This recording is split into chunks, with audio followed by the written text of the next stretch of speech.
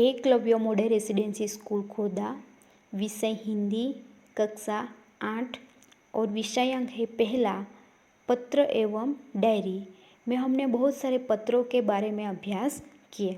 तो आज हम यहाँ पे डायरी लेखन के बारे में अभ्यास करेंगे। तो डायरी लेखन, डायरी शब्द अंग्रेजी भाषा का है।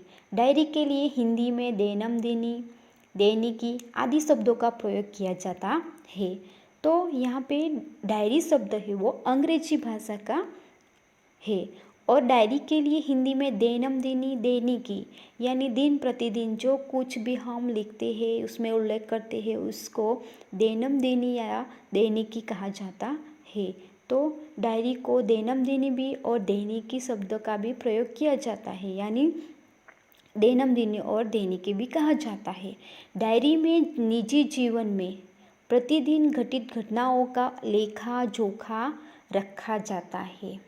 तो डायरी में निजी जीवन में यानी व्यक्ति के जीवन में जो कुछ भी हर रोज़ कुछ ऐसी घटनाएं या कुछ ऐसे कार्य जो कुछ भी होते हैं वो उसमें लिखा जाता है। डायरी के पढ़ने से किसी व्यक्ति के जीवन में घटित घटनाओं, कार्यों या तथ्यों की जानकारी प्राप्त होती है। तो डायरी के पढ़ने से किसी भी व्यक्ति के जीवन में जो कुछ भी घटनाएं बनी हो या जो कुछ भी कार्य किया हो तो उनका उसमें डायरी में हमें जानकारी मिल सकती है। डायरी में व्यक्ति घटित घटनाओं के साथ साथ अपने मन में उठी प्रतिक्रियाओं की अभिव्यक्ति भी अंकित करता है। तो डायरी में व्यक्ति के जीवन में कुछ ऐसी घटनाएं बनी हो या उनके अंदर जो कुछ भी ऐसे कुछ प्रश्न या कोई ऐसी प्रतिक्रिया उसके मन में हो तो वो भी अभिव्यक्त किया जाता है, यानी उस डायरी में लिखा जाता है, इसलिए उसमें वैयक्तिकता होती है। डायरी प्रतिदिन, साप्ताहिक, पाक्षिक अथवा मासिक लिखी जा सकती है।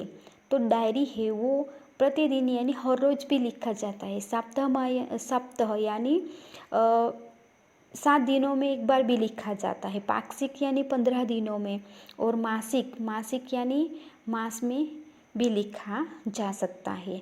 डायरी लेखन की विशेषता क्या है वो हम यहाँ पे देखते हैं।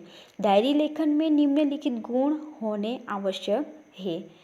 तो कुछ ऐसे गुण है वो उस डायरी में होने चाहिए। तो हम यहाँ पे देखते हैं कि डायरी लेखन में क्रमबद्धता हो। क्रमबद्धता यानी एक के बाद एक। इसमें लिखा गया विवरण संक्षिप्त, सारगर्भित तथा वास्तविक हो, यानी संक्षिप्त में लिखा गया हो, उसमें से कुछ सारांश निकला हो और वो वास्तविक होना चाहिए। डायरी लेखन में स्थान, तिथि, घटना या तथ्यों का स्पष्ट रूप से उल्लेख होना आवश्यक है।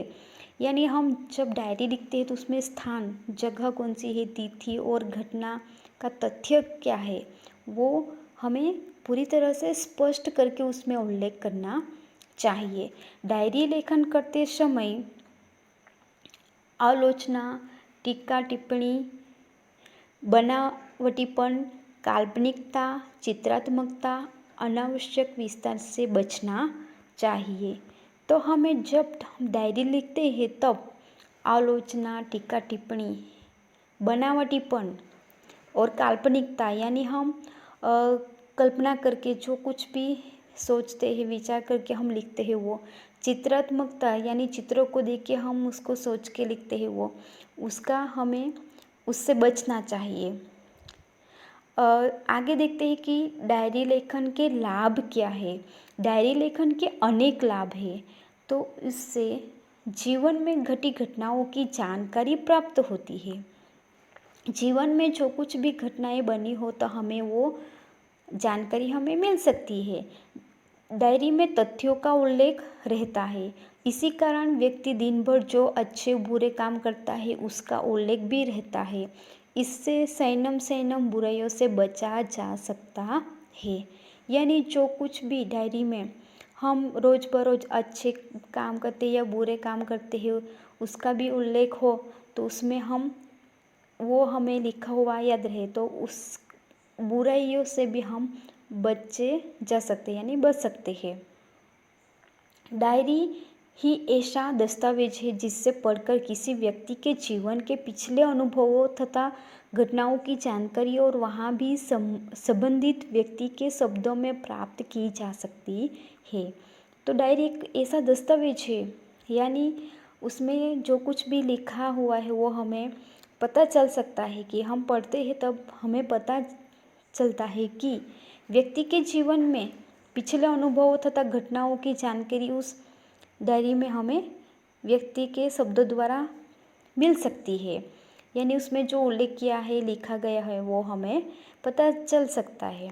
अभी डायरी लेखन का यहाँ पे एक उदाहरण दिया है वो हम पढ़ के यहाँ पे देखते हैं कि डायरी लेखन के इस उदाहरण के द्वारा हम भी अपने जीवन में जो कुछ भी डायरी में लिखना हो तो हम भी ऐसा कुछ घटना बनी हो या ऐसा कुछ कार्य किया हो तो वो हम भी खुद भी लिख सकते हैं। तो यहाँ पे उदाहरण देखते हैं कि अपने नए विद्यालय के पहले दिन की घटनाओं को अपनी डायरी में लिखिए। तो यहाँ पे छात्र है, छात्र को कहा गया कि अपने नए विद्यालय के पहले दिन की घटनाओं को अपनी डायरी में लिखिए। तो यहाँ पे 7 अगस्त 2010 और जामनगर, आज नए विद्यालय में मेरा पहला दिन था। यहाँ पे छात्र ने यहाँ पे लिखा है कि नए विद्यालय में उनका पहला दिन था। मन में विभिन्न प्रकार के विचारों की उथल पुथल चल रही थी। पहला दिन था इसलिए मन में विचारों की उथल पुथल यानी विचार पे विचार आ रहे थे तथा अनेक अनजानी आशंकाएं अनायास ही मुझे डरा रही थी। यानी नई विद्यालय में जाते तो पहला दिन हो तो हमारे मन में बहुत सारे विचार आते हैं। तो यहाँ पे भी ऐसा ही उस छात्र के साथ हुआ है। 9 बजे पिताजी के साथ में अपने नए विद्यालय आदर्श मंदिर में पहुँचा। यानी 9 बजे अपने पिताजी के साथ वो अपने नए विद्यालय यानी आदर्श मंदिर में वो पहुंचा। यहाँ पे छात्र ने खुद लिखा है, प्रधानाचार्य कक्ष में जाने पर उन्होंने मुझसे कुछ प्रश्न किए। प्रधानाचार्य यानी आचार्य के कक्ष में वहाँ पे जाने पर उन्होंने उससे बहुत सारे प्रश्न भी पूछे जिनके उत्तर मैंने दे दिए। तो यहाँ पे छात्रा ने बताया कि उनके उत्तर तो मैंने दे दिए, मेरे उत्तरों से वे संतुष्ट नजर आए। यानी उन्होंने जो कुछ भी प्रधानाचार्य ने जो कुछ भी प्रश्न पूछे उनके उत्तर उन्होंने छात्रा ने दे दिए। उन्होंने मुझे प्रवेश के लिए निर्धारित फॉर्म दे दिया। यानी पहला दिन था इसलिए फॉर्म भरने के लिए दिया। मन को राहत मिली। थोड़ी ही देर में शुल्क आदि जमा करवाने के बाद मैं अपनी नई कक्षा में पहुंच गया। फॉर्म और उनके साथ जो कुछ भी जुड़ना था वो जुड़ के वहाँ अपनी नई कक्षा में पहुंच गए। अपने नए दोस्तों, अध्यापक और आचार्य से मिलकर ऐसा नहीं लगा कि मैं नए विद्यालय में आ गया हूँ। तो यहाँ पे छात्र ने अपने साथ नए विद्यालय में जो पहला दिन था उनके बारे में यहाँ पे उन्होंने लिखा है डायरी में। तो कि अपने नए दोस्तों को, अध्यापक और आचार्य से मिलकर मुझे नहीं लगा कि मैं नए विद्यालय में आ गया हूँ। तो यहाँ पे छात्र ने अपने नए विद्यालय में पहले दिन की घटना, जो कुछ भी उनके साथ घटना यानी उनके साथ जो पहले दिन हुआ था वो यहाँ पे डायरी में यानी उल्लेख किया है।